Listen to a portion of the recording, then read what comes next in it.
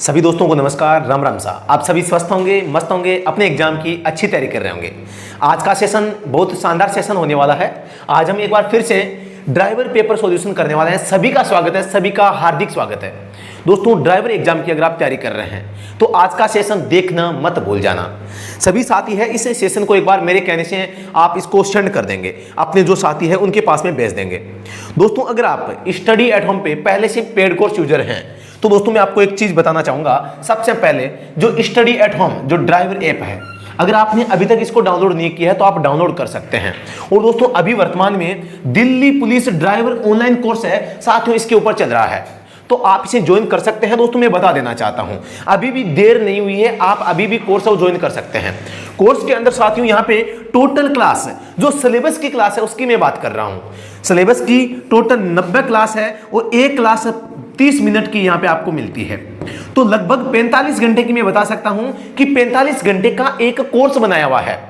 90 class है, हर topic wise आप देखेंगे। बस आप लेना मत, आप सबसे पहले इस ऐप को डाउनलोड करना, पेड कोर्स में जाना, व्यू डेमो करना, वहां सीक्वेंस देखना कितने शानदार तरीके से हमने जो इन क्लासों को है वो सेट कर रखा है।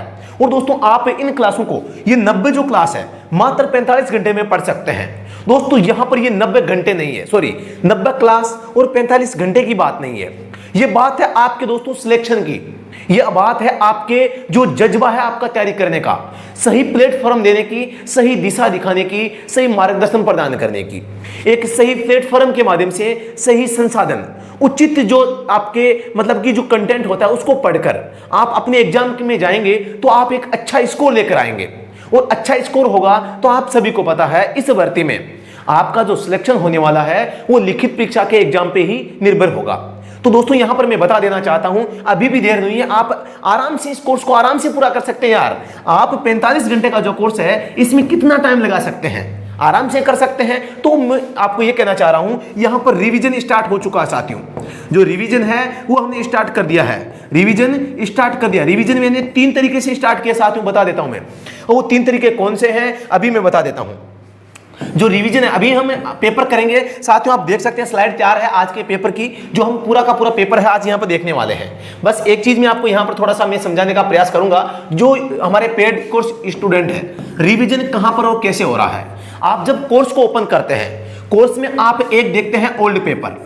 ओल्ड पेपर नाम का आपके सामने एक ऑप्शन आता है। एक तो ये आपका यहाँ पे वीडियो आ रही है, लगातार वीडियो क्लासें आपको यहाँ पर देखने को मिल रही है।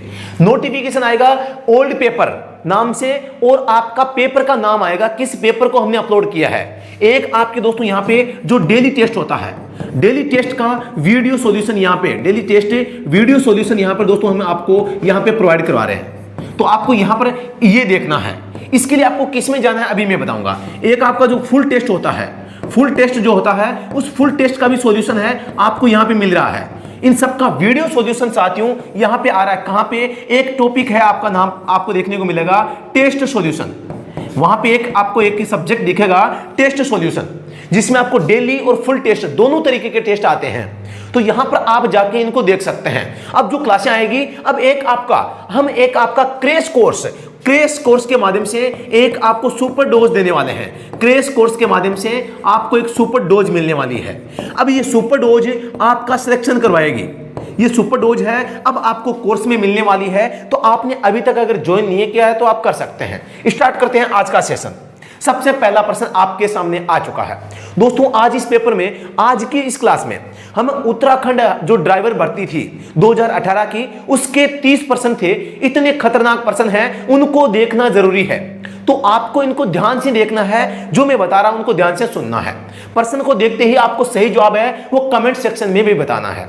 इसकी पीडीएफ है, आपको स्टडी एट होम ऐप के अंदर आपको मिल जाएगी। इस वीडियो का सॉल्यूशन भी आपको एक ऐप के अंदर भी मिलता है, यहां भी मिल रहा है। तो पहला प्रश्न आपको यहां पे दिखाई दे रहा है, बाएं से दाएं लेन में बदलते समय, यानी कि आप बाएं लेन में है, दाएं लेन में जाते हैं तो आपको क्या करना चाहिए। ऑप्शन 1, बायां संकेत चालू करके, तो गलत हो जाएगा क्योंकि हम जा रहे हैं बाएं से दाएं, तो फिर बायां संकेत क्यों देंगे। बायां संकेत चालू करके, ये भी गलत हो जाएगा। दायां संकेत चालू करके अबाध गति से दाहिनी ओर चलाना चाहिए। दायां संकेत चालू करके पूरी तरह से दाईं तरफ है वो मुड़ना चाहिए, पूरी तरह नहीं मुड़ना है। आपको पूरी तरह से साथियों यहां पे नहीं मुड़ना है। पूरी तरह मुड़ेंगे मतलब आपने एक का एक टर्न ले लिया है। इससे क्या होगा, जो आपके दाएं साइड में जो चल रहे हैं उनके आप सामने जा सकते हो, दुर्घटना हो सकती है। इसका मतलब क्या हुआ, आप दायां संकेत चालू करके अहबाद गति से यानी धीमी गति से आप क्या करेंगे, दाहिनी ओर चलाना चाहिए। तो ऑप्शन नंबर सी इसका जवाब है, सही हो जाएगा।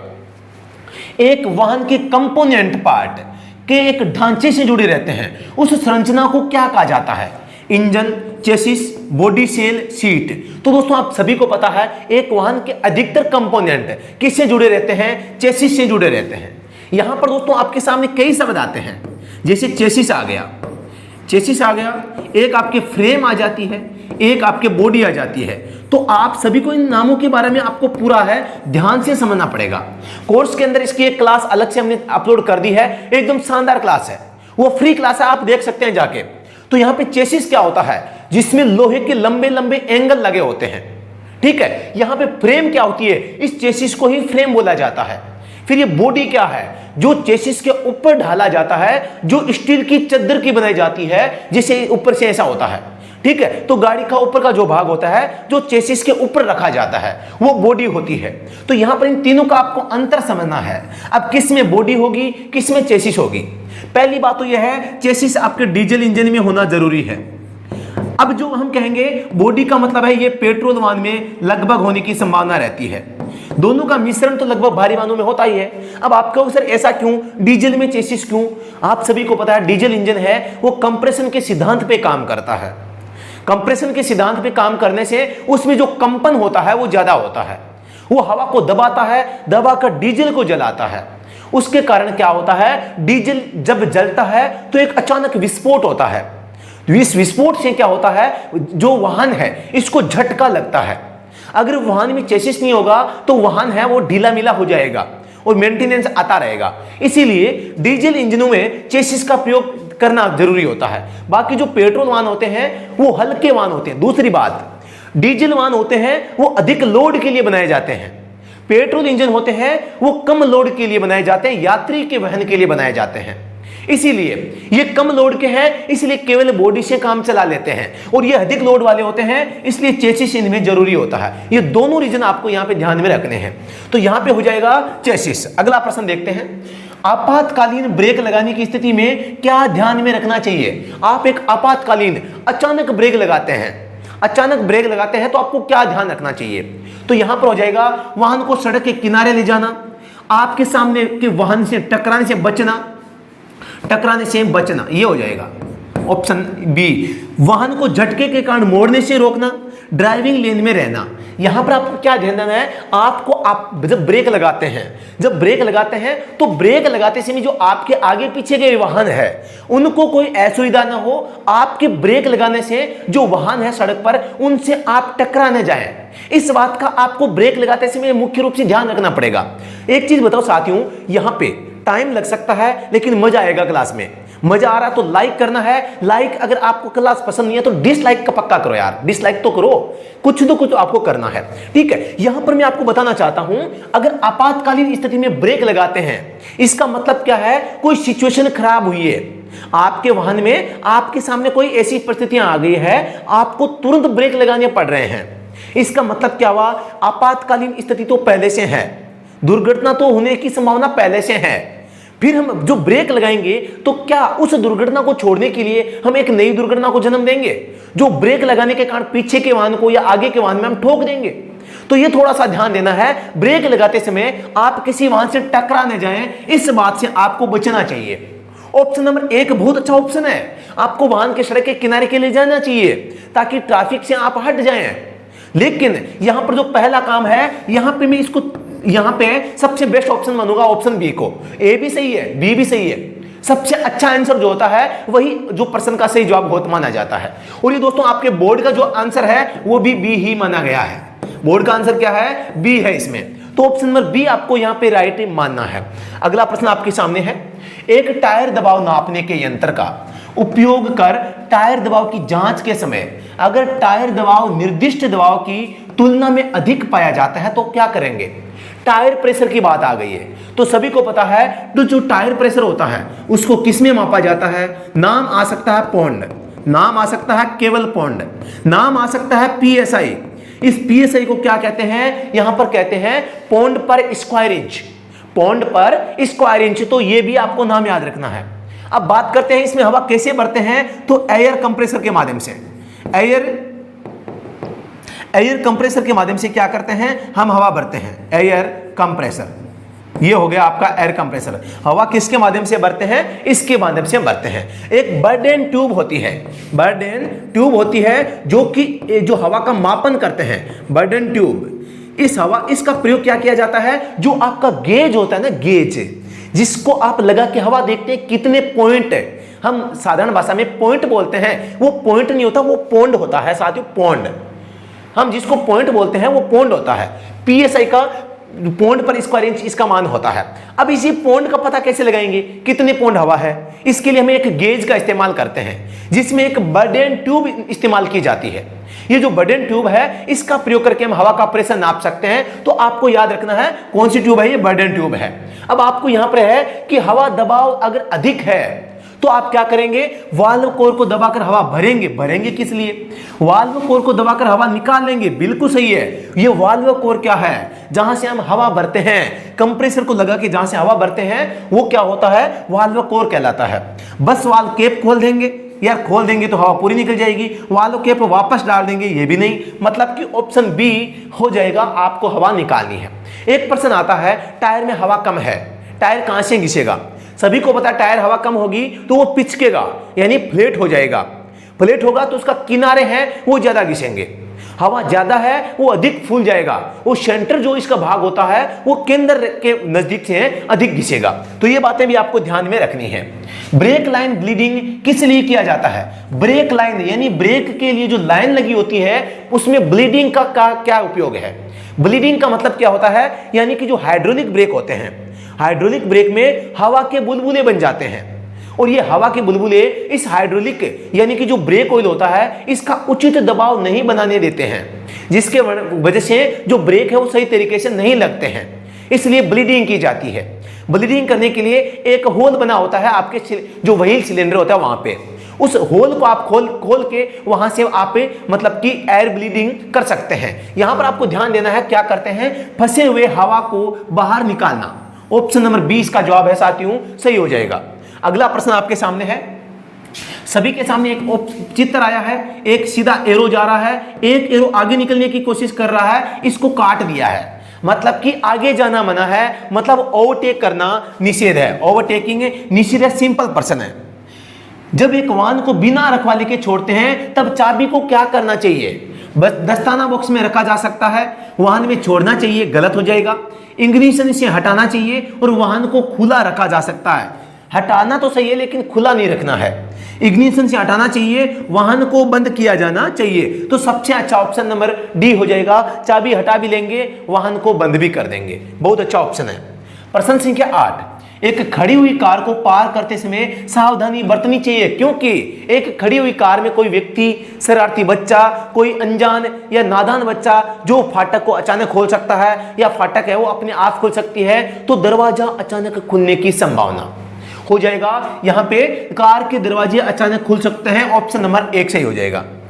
प्रश्न संख्या 9, मोटर वाहन अधिनियम 1988 के अनुसार आरक्षित पंजीकरण संख्या का कितने दिनों में दावा किया जाना चाहिए। आरक्षित यानी होता है रिजर्व, जो आपके नंबर होते हैं उनके लिए दावा आप 30 दिनों के भीतर कर सकते हैं। ऑप्शन नंबर 1 इसका साथियों जवाब है, वो सही हो जाएगा।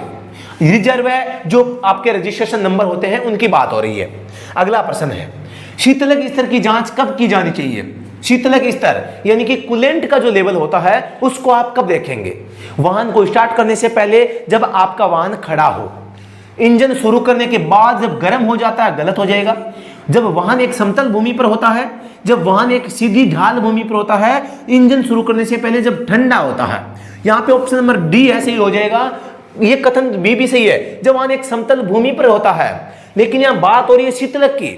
अगर बात आ जाती ऑयल का लेवल देखने की तो आपको यहां पर समतलीकरण ये जरूरी होता है, इसके लिए जरूरी होता है। लेकिन जो शीतलक स्तर की जांच है उसके लिए आप जरूरी नहीं कि आप कोई किसी मतलब समतल भूमि पे खड़े हैं। शीतलक स्तर की जांच आप ऐसे भी कर सकते हैं, लेकिन जो इंजन ऑयल की जांच की बात आ जाती तो समतल भूमि होना जरूरी है। ये बात आपको ध्यान देना है। उसमें भी इंजन है, स्टार्ट करने से पहले वो ठंडा होता है, उसी समय आपको इंजन ऑयल का लेवल देखना चाहिए। तो यहाँ पे शीतलक कूलेंट की बात आई है तो काफी अच्छा प्रश्न यहाँ पे बन सकता है। साथ ही मैं आपको एक प्रश्न पूछता हूं, आपको कमेंट सेक्शन में जवाब बताना है। थर्मोस्टेट रेडिएटर में लगा होता है, कहां पे लगा होता है? इनलेट पे या आउटलेट पे, इतना बताना है। Water inlet, water outlet.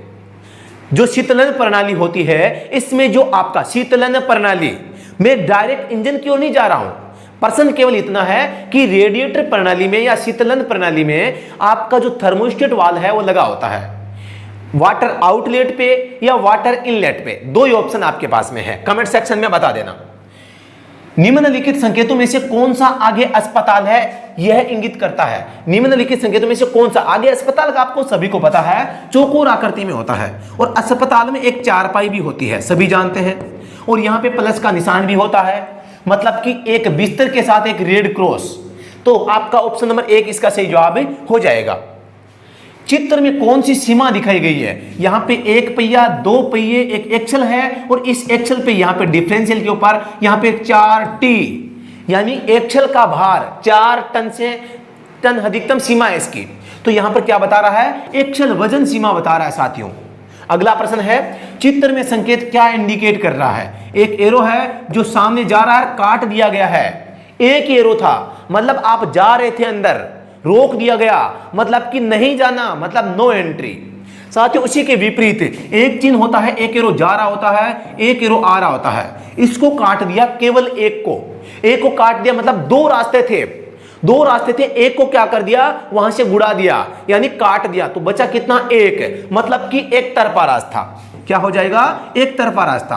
तो आपको देखो हर चीज को ध्यान से समझना है, ये हो जाएगा नो एंट्री। ठीक है, तो आपको हर एक चीज ध्यान से देखोगे, यहीं से हम फंसते हैं, यही हमारा जो जवाब है गलत होता है। हम पहचान नहीं पाते कि कौन सा एक तरफा है, कौन सा आपका नो एंट्री है। एक नाम आया था एकांगी। अभी एकांगी मार्ग आपके म्युनिसिपल कॉर्पोरेशन जो चंडीगढ़ का पेपर हुआ था उसमें पूछ लिया गया था। तो ये एकांगी मार्ग, ये एक तरफा मार्ग ही होता है, आपको याद रखना है। अगला प्रश्न पे चलते हैं, तो इसका हो जाएगा प्रवेश निषेध यानी no entry, option number D. Uttarakhand motor वाहन नियम 2011 के अनुसार पंजीकरण का एक अस्थायी प्रमाण पत्र निम्नलिखित में से किस रूप में जारी किया जाता है? दोस्तों आपको यह बताना है कि जो अस्थायी पंजीकरण होता है वो किस में जारी किया जाता है। तो ये फॉर्म संख्या 14 है, ये केवल यूके के लिए है। मैं बता देता हूं, यहां पे आपको ध्यान देना है, बात आ गई है अस्थायी पंजीकरण की, अस्थायी पंजीकरण की। पूरा इसके बारे में डिटेल आज हम लेने वाले हैं। अस्थायी पंजीकरण साथियों सभी को पता है, मोटर व्हीकल एक्ट है, इसकी धारा कौन सी है? धारा 43, जिसमें इसका उल्लेख किया गया है। ये कितना वैलिड होता है? 1 माह के लिए वैलिड रहता है। इसे रिन्यू नहीं करवाया जा सकता, रिन्यू नहीं होता है साथियों। ये रिन्यू कौन करवा सकता है? केवल डीलर और निर्माता करवा सकता है। एक मालिक है वो उस वाहन का प्रयोग करने के लिए इसको दोस्तों रिन्यू नहीं करवाता, यानी कि रिन्यूएबल नहीं होता है। अब इसके अलावा आपको ध्यान रखना है, जो अस्थायी प्लेट होती है, जो अस्थायी पंजीकरण होता है, वो किस प्रकार किस में जारी किया जाता है? प्रारूप आपको बताना है। तो प्रारूप की बात आ जाती है तो फॉर्म संख्या 23B, इस प्रारूप में इसको जारी किया जाता है। इसके अलावा रंग की बात आ जाती है कि किस रंग में होता है। तो यानी कि आपकी जो वाहन की प्लेट होती है, जैसे मैं बात करता हूं परिवहन वाहन होता है, उसकी प्लेट कैसी होती है? येलो होती है। निजी वाहनों की सफेद होती है। तो जो प्लेट होगी वो प्लेट का रंग तो वही रहेगा, लेकिन जो अंक और अक्षर होते हैं उनका रंग कैसा हो जाएगा? लाल हो जाएगा। अंक व अक्षर हैं वो कैसे होते हैं? अंक व अक्षर का रंग ये आपको याद रखना है। तो ये होता है लाल रंग में। बाकी जो प्लेट होती है वो आपकी नंबर प्लेट वही उसी कलर में रहती है, आपको ध्यान में रखना है। अगले प्रश्न पे चलते हैं। चित्र में संकेत क्या इंडिकेट कर रहा है? पी बनाया गया है, गोल चक्र है, काट दिया गया है, मतलब कि पार्किंग करना मना है। एक मोटर गाड़ी के इंजन में ईंधन कैसे जलाया जाता है? मोटर गाड़ी की बात है, कोई डीजल पेट्रोल कुछ भी नहीं लिखा। इसे डीजल इंजन में एक स्पार्क प्लग, डीजल में स्पार्क प्लग गलत हो गया। सभी को पता है डीजल में स्पार्क प्लग होता ही नहीं है। इसे इंजन में गर्म गैस फूंक कर, गर्म गैस कोई बाहर से थोड़ी फूंकी जाती है, गलत हो जाएगा। इसे एक जलती हुई माचिस, मोमबत्ती, भैया माचिस से कब कब जलाओगे? गलत हो जाएगा। इसे पेट्रोल इंजन में एक स्पार्क का उपयोग करके, बिल्कुल सही बात है। और डीजल इंजन में एक गर्म कक्ष जिसे हम दहन कक्ष बोलते हैं में ईंधन भरकर, यहां पे गर्म कक्ष यानी जो आपका सिलेंडर है, सिलेंडर के अंदर हम हवा भरते हैं, हवा को कंप्रेस करके उसके ऊपर डीजल की फुहार करते हैं, यानी एक गर्म कक्ष में हम ईंधन को है वो इंजेक्ट करते हैं। इसीलिए कहा गया है एक गर्म कक्ष में ईंधन भरते हैं, भरने का मतलब है उसके अंदर इंजेक्ट करते हैं। तो ऑप्शन नंबर डी है वो सही हो जाएगा, यानी कि जो फ्यूल इंजेक्टर होता है वो आपके दहन कक्ष में गर्म हवा पर क्या करता है, गर्म हवा पर डीजल की फुहार करता है, जिससे कि डीजल जल जाता है। डीजल किस सिद्धांत पे काम करता है, कंप्रेशन सिद्धांत पे, दूसरा नाम संपीड़न के सिद्धांत पे। दूसरी बात यह है कि डीजल इंजन को टेम्परेचर चाहिए होता है जलाने के लिए, इसलिए सर्दी के मौसम में इंजन ठंडा न हो, इसके लिए डीजल इंजन में हीटर प्लग का प्रयोग किया जाता है। हीटर प्लग का दूसरा नाम गलो प्लग होता है। ये चीजें भी आपको थोड़ा सा साथ में ध्यान रखनी है। अगला प्रश्न, चित्र में चालक द्वारा कौन सा संकेत दिया गया है, रफ्तार कम करने का, बाईं ओर मुड़ने का, दाईं ओर मुड़ने का और रोकने का इरादा। साथियों ये किसी सप्ताह कह रहा मैं आपको बता देता हूं, ये ऐसे कर रहा है, आपको मेरा हाथ दिखाई दे रहा होगा, ऐसे हाथ निकाल के ये ऊपर नीचे कर रहा है, हथेली का मुंह नीचे की ओर है और हाथ को ऊपर नीचे कर रहा है। मतलब क्या हुआ, ये वाहन को क्या करना चाह रहा है, धीमा करना चाह रहा है। दोस्तों मैं बता देता हूं, अगर हाथ का हथेली नीचे की ओर है और वो ऊपर नीचे करता है तो ये क्या हो जाएगा, वाहन धीमा करना। हाथ केवल बाहर निकालता है, हथेली सामने की ओर है, तो इसका मतलब क्या हो जाएगा, आप दाईं साइड में मुड़ना चाहते हैं, दाईं साइड में आप मुड़ना चाहते हैं। आप हथेली को ऊपर की ओर कर देते हैं, सामने की ओर हाथ आपका समकोण की स्थिति में है, तो इसका मतलब है वाहन को आप धीमा करना, वाहन को आप रोकना चाह रहे हैं। क्या करना चाह रहे हैं, रोकना चाह रहे हैं। और आप घड़ी की विपरीत दिशा में हाथ को ऐसे घुमाओगे तो इसका मतलब है आप लेफ्ट साइड में टर्न लेना चाहते हैं। ये बातें आपको थोड़ा सा दोस्तों ध्यान में रखनी है। एक होता है, देखो एक तो होता है ये, एक तो होता है घड़ी की विपरीत दिशा में गोल गोल घुमाएंगे आप, एक होता है ये ऐसे आगे पीछे करता है, आगे पीछे करता है, मतलब कि ये होता है कि भैया तू आगे जा, ओवरटेक करने की इजाजत देता है। तो यहां पे क्या हो जाएगा, ये हो जाएगा रफ्तार कम करने का इरादा, ऑप्शन नंबर 1 सही हो जाएगा। अनेक गंतव्यों के लिए दूरी दिखाने वाला एक बोर्ड किस प्रकार का साइनेज है, यानी कि अनेक गंतव्यों पर, अनेक स्थानों पर जाने के लिए दूरी दिखाता है। आप सभी को पता है बोर्ड लगे रहते हैं, यहां लिखा रहता है जयपुर, जयपुर, यहां लिखा रहता है 44 किलोमीटर। तो ये किस प्रकार का संकेत है, एरो होता है, माना कि इधर ऐसे, तो ये एक सूचनात्मक संकेत होता है, ये हो जाएगा सूचना युक्त। प्रश्न 19 है, टायर में दरारें किसके कारण आती है, रबड़ का पुराना होना, गड्ढे में ड्राइविंग, दोषपूर्ण पहिया संतुलन, धूल भरी सड़क पर ड्राइविंग। तो दोस्तों जो टायर में दरारें होती है वो रबड़ पुराने होने के कारण आती है। गड्ढे में चलना तो यहाँ पे टायरों का काम है, इसीलिए तो टायरों का इस्तेमाल करते हैं ताकि टायर वो शॉक्स को एब्जॉर्ब कर सके। तो ऑप्शन नंबर इसका क्या हो जाएगा, ऑप्शन नंबर 1 सही हो जाएगा। वाहन के अचानक गतिवर्धन की स्थिति में क्या करना चाहिए, यहां पे पहले गियर में, दूसरे में, पहले में, न्यूट्रल में, तीसरे में। इस प्रश्न की भाषा से यह पता नहीं चल पा रहा कि इस प्रश्न में पूछा क्या जा रहा है। साथियों अगर गाड़ी खड़ी है, गाड़ी खड़ी है और उसको अगर अचानक उसकी स्पीड बढ़ानी है तो आप करेंगे ऑप्शन नंबर बी, यानी कि पहले गियर में डालना। अगर आपकी गाड़ी तेज चल रही है, अचानक गति बढ़ गई है, अब आपको रोकना है, तो आप क्या करेंगे, तो आपको ब्रेक लगाना चाहिए, जो इसमें ऑप्शन में नहीं है। अब आप कहोगे बोर्ड ने जवाब क्या माना है, बोर्ड ने जवाब माना है ऑप्शन नंबर सी को, गाड़ी को न्यूट्रल करेंगे। अब पता नहीं बोर्ड ने क्यों माना है, तो इस प्रश्न पे तो भैया मुझे भी संशय है। आपके पास में अगर इसका कोई अच्छी डेफिनेशन है, आप इसे अच्छे से मुझे समझा सकते हैं, तो आप मेरे नंबर आपको दिखाई दे, अब नंबर लिख देता हूं, मुझे भी समझाना, ताकि मैं भी इस प्रश्न को सीख जाऊं, ताकि हम इस प्रश्न का जवाब है अच्छे तरीके से सीख सकें और स्टूडेंट्स को भी बता सकें।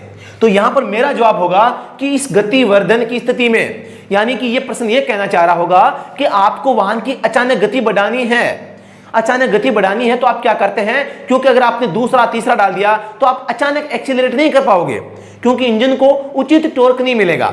अचानक गति बढ़ानी है तो आपको गाड़ी को पहले रवाना करने के लिए टॉर्क की आवश्यकता है, यानी कि आपको एक बार पहले गियर में चलाने की आवश्यकता है। तुरंत पहला डाला, फिर दूसरा, फिर तीसरा, यही होगा। तो अब इसमें अगले प्रश्न पे चलते हैं, ज्यादा प्रश्न यहाँ पे हम कंफ्यूज नहीं होंगे। इंजन के कितने डिग्री सेल्सियस के बीच कार्य करते समय एक कार को सर्वोत्तम ईंधन दक्षता प्राप्त होती है? यानी कि एक इंजन के कार्यकारी तापमान के बारे में बता रहा है, यानी सर्वोत्तम ईंधन दक्षता। सर्वोत्तम ईंधन दक्षता का मतलब है यहां पर इंजन कौन सा ऐसा टेम्परेचर होता है जिस पर एक इंजन है वो सबसे अच्छा काम करता है और सबसे अधिक ईंधन का उपयोग करके अधिक ऊर्जा पैदा करता है, यानी कि माइलेज सबसे ज्यादा देता है, सबसे ज्यादा एनर्जी यानी कि प्रोडक्शन है वो करता है, यानी उत्पादन करता है। तो यहां पे आपको बताना है कार्यकारी तापमान। इस तापमान को कहते हैं इंजन का कार्यकारी तापमान, जिस पर इंजन सबसे अच्छा काम करता है, और वो होता है लगभग 85 डिग्री सेंटीग्रेड। अब आपको 85 डिग्री सेंटीग्रेड देखकर एक नाम याद आ गया होगा, यानी कि इंजन को 85 डिग्री सेंटीग्रेड पर बनाए रखने के लिए रेडिएटर प्रणाली में किसका प्रयोग किया जाता है? साथियों आपको कमेंट सेक्शन में बताना है। पिछला आंसर मैंने आपको पूछा था, रेडिएटर प्रणाली में या शीतलन प्रणाली में थर्मोस्टेट वाल्व कहां लगाया जाता है? तो थर्मोस्टेट वाल्व है वो दोस्तों वाटर आउटलेट पे लगाया जाता है। एक ही बात याद रखना, थर्मोस्टेट का नाम आ जाए, थर्मोस्टेट का नाम आ जाए तो वाटर आउटलेट आपको याद है वो रखना है। और ये किसका भाग है ये पूछ ले, ये किसका भाग है? तो ये शीतलन प्रणाली का भाग है, शीतलन प्रणाली। अब ये शीतलन प्रणाली, इसका दूसरा नाम मैं कह सकता हूं कि रेडिएटर का भाग है, ये रेडिएटर। तो आपको ये चीजें थोड़ा सा ध्यान में है साथियों रखनी पड़ेगी। यहां पे बात आई 85 डिग्री सेंटीग्रेड, थर्मोस्टेट का नाम सुना है, आपको कुछ याद आया होगा। थर्मोस्टेट वाल्व है ओपन और क्लोज कब होता है? ओपन और क्लोज है वो कब होता है आपको बताना है। तो यही वो टेम्परेचर है जब थर्मोस्टेट है वो रेडिएटर प्रणाली को एक्टिव और इनएक्टिव करता है। अगर रेडिएटर का काम होता है इंजन को ठंडा करना, लेकिन थर्मोस्टेट वाल्व का काम होता है कि इंजन को एक नियत कार्यकारी तापमान पर बनाए रखना। यानी कि जैसे गाड़ी स्टार्ट होती है, थर्मोस्टेट नहीं होगा तो रेडिएटर तुरंत इंजन को ठंडा करना स्टार्ट कर देगा। अब सर्दी का मौसम है, अब आपका जो इंजन है वो लगातार ठंडा होता रहेगा तो उसको उचित तापमान नहीं मिल पाएगा। उचित तापमान नहीं मिलेगा तो वो अच्छी तरीके से नहीं चल पाएगा। इसीलिए रेडिएटर प्रणाली में थर्मोस्टेट का प्रयोग किया जाता है। किसके लिए? इंजन को एक नियत कार्यकारी तापमान पर बनाए रखने में मदद करने के लिए, यानी कि इंजन को गर्म रखने के लिए। यह भी मैं कह सकता हूं, इंजन को ठंडा करने के लिए नहीं। थर्मोस्टेट का काम क्या है? इंजन को ठंडा नहीं गर्म करना, गर्म होने में मदद करना, गर्म होने में मदद करना, यह हो जाएगा इसका। क्योंकि ठंडा कौन करेगा? रेडिएटर करेगा। लेकिन ये थर्मोस्टेट टांग अड़ा देगा, भैया अभी ठंडा मत कर, अभी मेरा दोस्त है वो पहले से ठंडा है, इसको थोड़ा गर्म होने दे। जैसे ये अधिक गर्म होगा तो मैं तुझे बता दूंगा, तू एक्टिव हो जाना और इसको ठंडा कर देना। तो यहां पर हो जाएगा टेम्परेचर 85 डिग्री नहीं आया है, 84 से 90 आया है, तो हम इसको यहां पे टिक कर देंगे। 84 डिग्री सेंटीग्रेड से लेकर 90 डिग्री सेंटीग्रेड। अगला प्रश्न, इंजन तेल का परिवर्तन निम्न स्थितियों में किस पर आधारित होना चाहिए? इंजन तेल, दोस्तों एक चीज आपको मैं बता देता हूं, हम तेल को हम डीजल पेट्रोल कहते हैं, मुझे भी पता है आप भी कहते होंगे, मैं समझता हूं ना, क्योंकि मैं भी कोई कहता हूं। हम जब पेट्रोल पंप पे जाते हैं तो हम कहते हैं तेल भरवाने गए थे, लेकिन एक्चुअल में जो तेल होता है इसको साथियों ऑयल कहा जाता है, मैं आपको बता देता हूं। और जो हम जिसको तेल कहते हैं वो ईंधन होता है, ईंधन। लेकिन हम क्या कहते हैं? हम कहते हैं तेल भरवाने गया था, वो तेल नहीं होता, वो ईंधन होता है। यहां पे इंजन तेल का मतलब है कोई डीजल पेट्रोल नहीं है, इंजन तेल का मतलब है इंजन ऑयल, इंजन ऑयल। तो यहां पर इंजन ऑयल परिवर्तन करवाते हैं तो कौन सी परिस्थितियां होनी चाहिए? इंजन का कार्यविधि, यात्रा किया हुआ किलोमीटर और शीतलक तापमान। यानी इंजन का कार्यविधि, इंजन अगर सही ढंग से काम नहीं कर रहा है तो आपको इंजन ऑयल बदलवाना चाहिए। यात्रा किए गए किलोमीटर अगर काफी संख्या में हो गई है, लगभग आपके 10,000 किलोमीटर आपकी गाड़ी ने निकाल दिए हैं, तो आप इंजन ऑयल को बदलवा सकते हैं। और शीतलक तापमान, यानी कि जो आपका रेडिएटर प्रणाली है वो अधिक गर्म होने लगा है, यानी कि जो वाहन के इंजन का जो टेम्परेचर है वो कम नहीं रहता है, ज्यादा रहता है, तो भी आप इंजन ऑयल को बदलवा सकते हैं। तो यहां पे ऑप्शन नंबर 1 इसका सही जवाब है, साथियों हो जाएगा।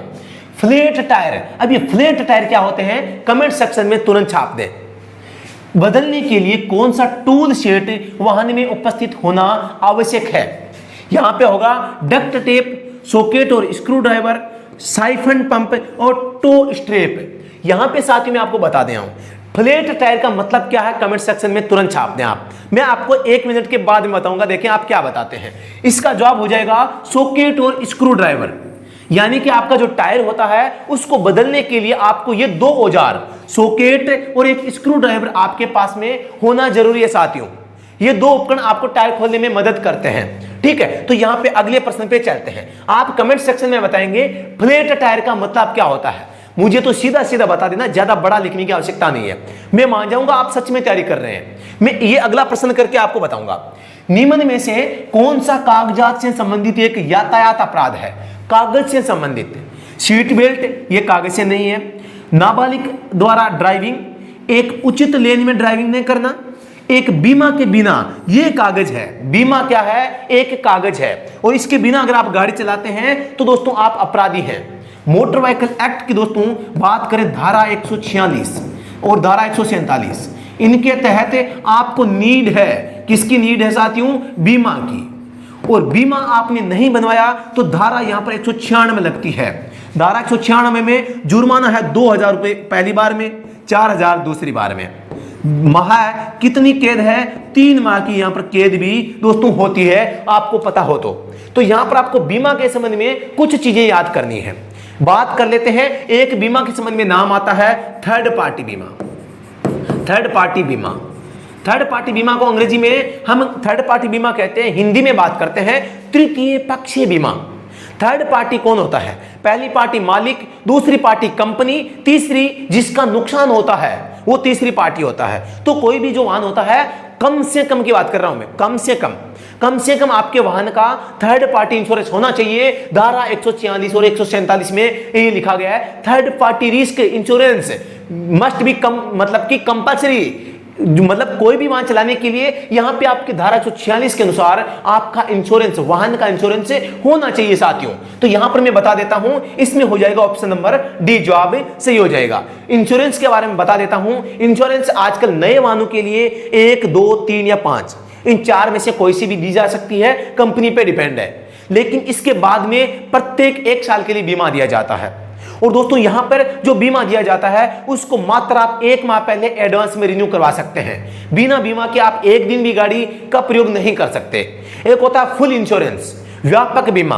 प्रश्न आया था व्यापक बीमा को नवीनीकरण करवाया जाता है, तो सभी को पता है चाहे फुल इंश्योरेंस हो चाहे कोई सा हो, बीमा केवल 1 साल के लिए वैलिड होता है, तो उसको रिन्यू भी हर साल करवाना पड़ेगा।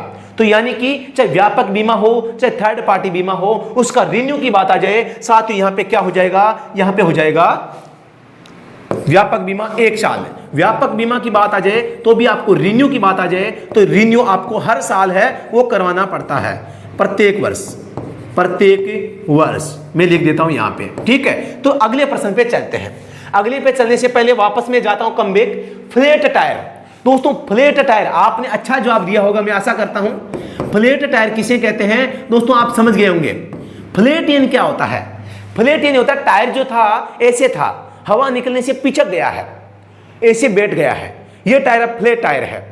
हम कहते हैं ट्यूबलेस टायर और जो ट्यूब वाला टायर है, इनमें से अधिक फ्लैट होकर कौन चलता है, ट्यूब वाला टायर, क्योंकि उसके अंदर हवा होती है, हवा निकली तो ऐसे चिपक जाता है।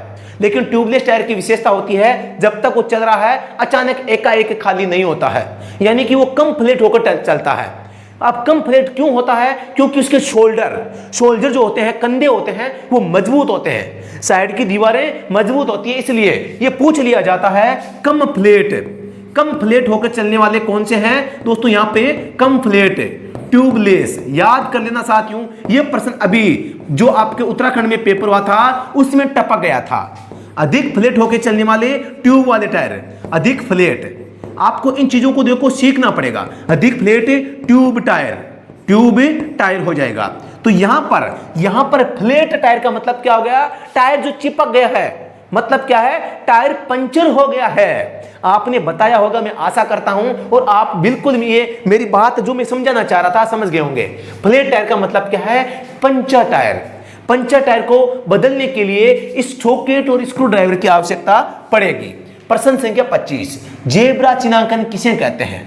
आपने रोड पे ऐसे साइन देखे होंगे, रोड पे ऐसे साइन देखे होंगे, इन्हें जेब्रा लाइन या पेडेस्ट्रियन लाइन या स्टॉप रेखा के पास में पैदल यात्रियों के लिए बना मार्ग ये कहा जा सकता है, जो कि आपके रोड के आर पार बनी होती है, व्हाइट कलर में बनी होती है, व्हाइट कलर में बनी होती है। इनके जस्ट आगे या पीछे एक स्टॉप रेखा भी बनी होती है, आपको याद रखना है, ठीक है। हमेशा इनके पीछे रहती है, जो गाड़ी रुकती है वो इस स्टॉप रेखा से पहले रुकती है, हमेशा याद रखना। तो ये क्या होती है? चिन्हांकन को सामान्य गति से पार करना, चिन्हांकन पर रोकना, चिन्हांकन को पार करते इसमें रफ्तार कम करना, वो चिन्हांकन से पहले रोकना, बिल्कुल चिन्हांकन से पहले रोकना चाहिए, क्योंकि ये क्या है? पैदल यात्रियों का मार्ग है और इससे पहले वाहन को रोकना आपका दोस्तों आपका कर्तव्य होता है। तो थोड़ा सा यहाँ पे हर चीज को यहाँ पे ध्यान से आप देखोगे तभी आप आगे बढ़ पाओगे।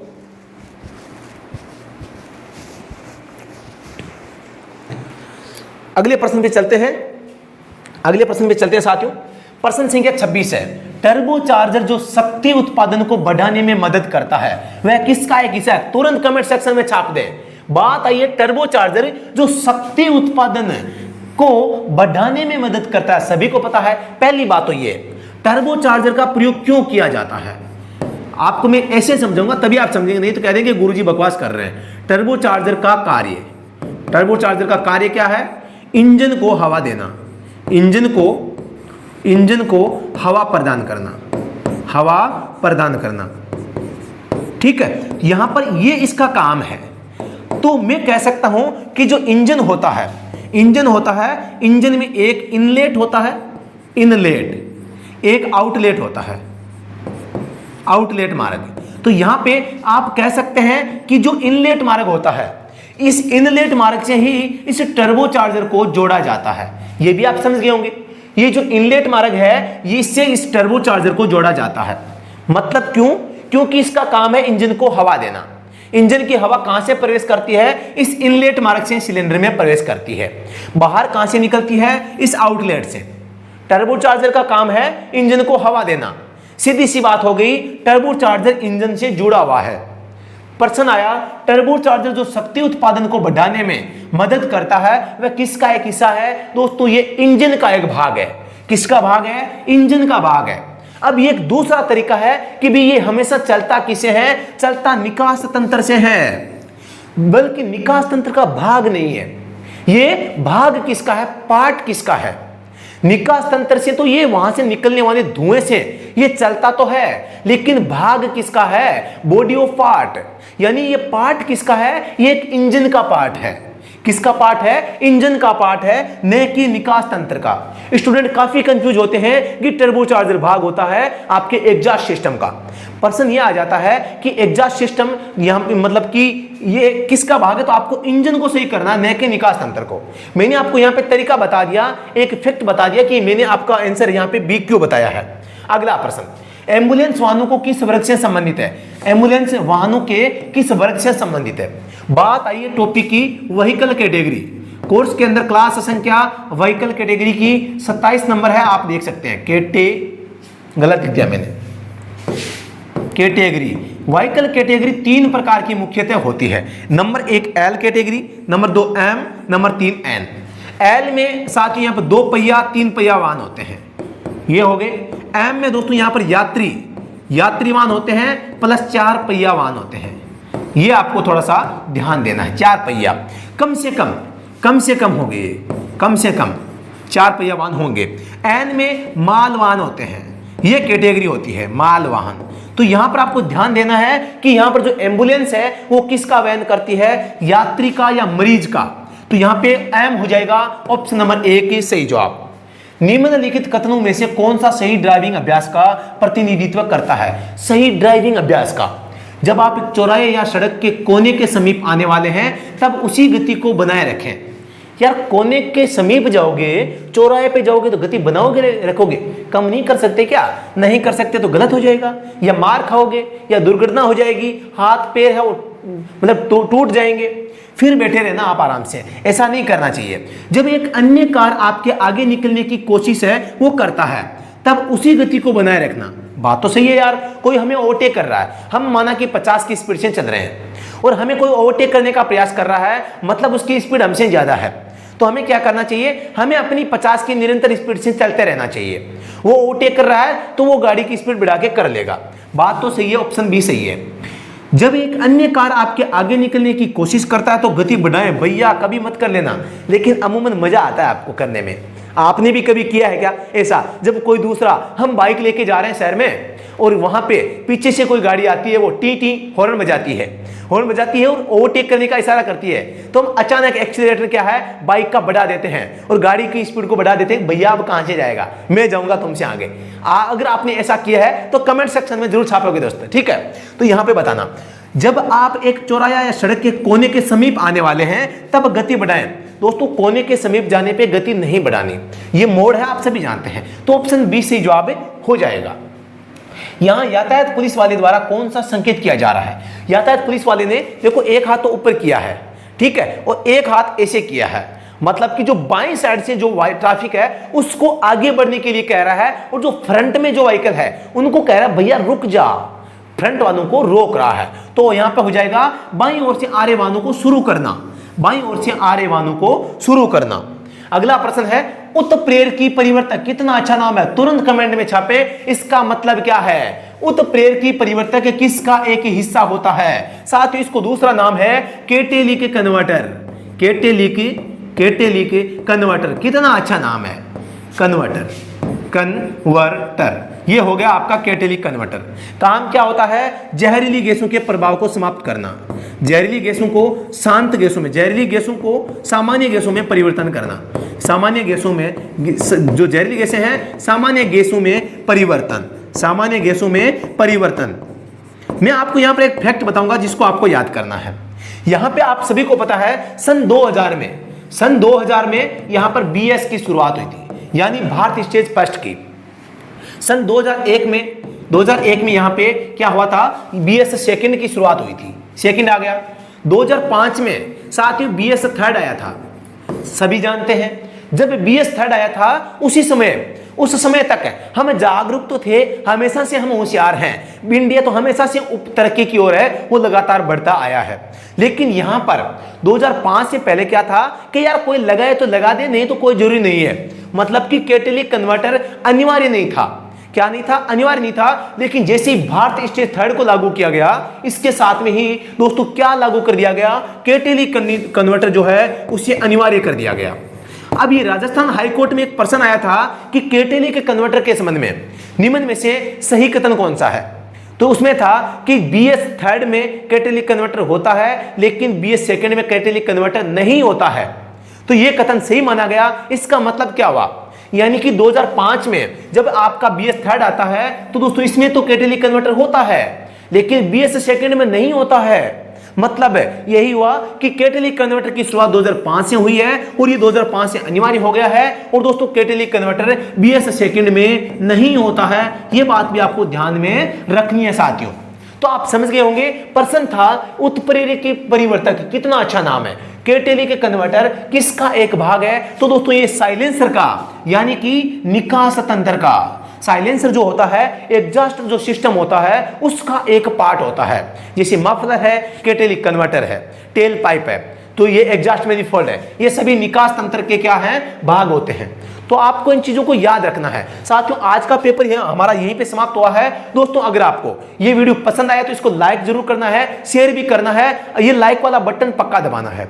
पसंद नहीं आया तो ये उल्टे वाला जरूर दबा देना, ठीक है। यहाँ पे दिल्ली पुलिस ड्राइवर भर्ती के बारे में बात कर रहा हूं। अगर आप इसकी तैयारी कर रहे हैं, आपका सपना है ड्राइवर बनना, तो दोस्तों आप हमारा जो ऑनलाइन कोर्स है आप ज्वाइन कर सकते हैं। कंप्लीट कॉम्बो कोर्स है मात्र 399 रुपए में, आप इसे ज्वाइन करके अच्छी तैयारी है साथियों आप कर सकते हैं। यहां पर दोस्तों हमने कोर्स के अंदर आपको क्या क्या दिया है, कोर्स के अंदर आपको 100 पेपर दिए हैं, पुरानी भर्तियों के पेपर हैं, टेस्ट सीरीज दी है 2 प्रकार की, डेली टेस्ट होता है, हर सप्ताह टेस्ट होता है, 2000 प्लस एमसीक्यू दी है, 500 बेस्ट वन लाइनर आपको दिए हैं, 6 बुक दी है आपको, 6 बुक है वो स्टडी एट होम की ओर से आपको, इनकी पीडीएफ आपको ऐप के अंदर कोर्स में फ्री मिलती है।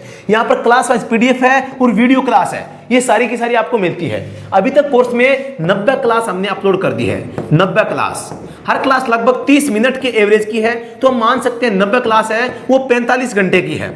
तो मात्र 45 घंटे की क्लास आपको यहां पर पूरा कोर्स है। हम एक सेपरेट रूप से टॉपिक बाय टॉपिक आपको कवर करवाते हैं, तो आप हमसे जुड़ के तैयारी कर सकते हैं और आपका जो ड्राइवर बनने का सपना है उसे साकार कर सकते हैं। दोस्तों, ड्राइवर की भर्ती बहुत बड़ी वैकेंसी आई है, बार बार अवसर नहीं मिलता है। आपको सही जगह से, सही प्लेटफॉर्म से आप तैयारी करेंगे तो ही आप सफलता इसमें प्राप्त कर सकते हैं। एक छोटा सा अमाउंट हम आपसे पे करने के लिए बोल रहे हैं, 399। ये 1999 का कोर्स है और मात्र आपको 399 में मिल रहा है ऑफर में, वो भी कंप्लीट कॉम्बो। टेस्ट सीरीज, पुरानी भर्तियों के पेपर, उनका video solution, exam review book है, हमारी जो ड्राइवर की फुल सिलेबस की बुक है, मोटर व्हीकल एक्ट की स्पेशल बुक है, टेक्निकल थ्योरी की बुक है, टेक्निकल एमसीक्यू की अलग से बुक है। 6 बुक आपको इसके साथ में, उनकी पीडीएफ आपको यहां पर ऐप के अंदर प्रोवाइड फ्री में होती है साथियों, फ्री में। ये बात आप देख लेना। अगर आप ये ज्वाइन नहीं करते हैं तो भी कोई बात नहीं, ऐप को जरूर डाउनलोड कर लेना। इसको ज्वाइन करने के लिए आपको करना क्या है साथियों, आपको हमारा जो ऐप है स्टडी एट होम ऐप है, इसको आपको डाउनलोड करना है। इसमें आप फ्री कोर्स भी प्राप्त कर सकते हैं। फ्री कोर्स भी है साथियों, फ्री टेस्ट सीरीज भी है और फ्री बुक भी है साथियों। मैं सब कुछ यहाँ पे फ्री भी हम साथ में देते हैं, फ्री बुक भी आप प्राप्त कर सकते हैं। अगर आप फ्री की क्विज देना चाहते हैं तो हमारा टेलीग्राम चैनल है, आप उसे ज्वाइन कर सकते हैं। टेलीग्राम चैनल पर हम बहुत ही शानदार जो टेलीग्राम है वहां पे क्विज अपलोड करते हैं। जो बेस्ट पर्सन होता है, हर दिन है एक बेस्ट पर्सन तो पक्का मिलता है जो किसी को नहीं आता है। हर किसी को सिखाने का हमारा ये वादा है, चाहे वो पेड कोर्स यूजर है, चाहे कोई आम नागरिक है। तो दोस्तों, आप हमारा जो कोर्स है साथ में ज्वाइन कर सकते हैं। दोस्तों, अभी के लिए इतना ही, फिर से मिलते हैं नेक्स्ट वीडियो में इसी प्रकार से रोचक खबरों के साथ, रोचक तैयारी के साथ, रोचक ड्राइवर के पेपर के साथ में हम फिर से मिलेंगे कल एक नई क्लास के रूप में। तो तब तक के लिए धन्यवाद। जय हिंद, वंदे मातरम, भारत माता की जय साथियों, दिल्ली पुलिस ड्राइवर की जय साथियों।